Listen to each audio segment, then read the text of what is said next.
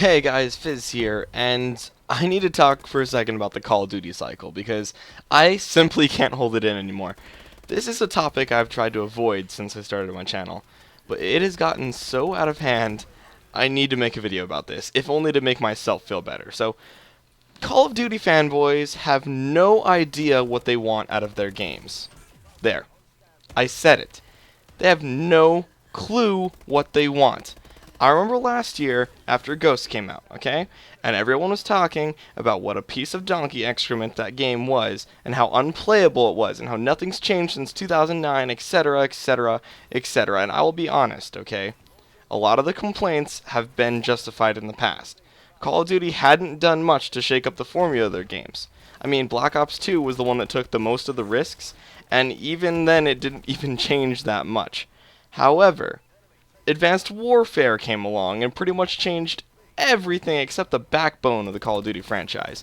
They innovated like crazy and added in so much stuff and changed just everything else. They truly changed the way you even approach gameplay in Call of Duty, okay? The XO, which changes the movement system and style entirely, supply drops and variants, adding that collectible RPG loot element, a single player that was actually really good. And I'm kind of sad that that's considered an innovation in my eyes, but so much more, okay? It would take me way too long to list all the things Sledgehammer did to change it up.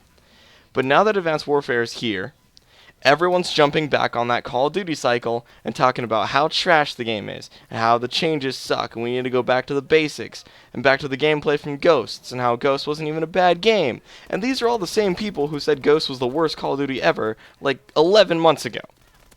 And I'm just sitting here laughing at all these ignorant, undecisive people. You can't have your cake and eat it too. You can't say Call of Duty needs change and then complain about change and want the old way back. That's not how it works. Activision and their development teams, Infinity Ward, Sledgehammer, and Treyarch, they can't please everybody. That's just not possible.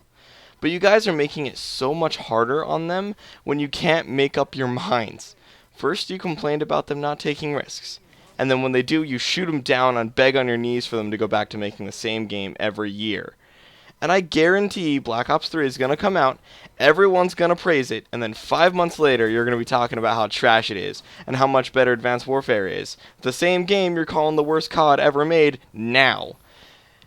And then you're just going to swear off CoD for good until Activision shows off the next Call of Duty, and then you're going to move on to that because that's what happens every damn year.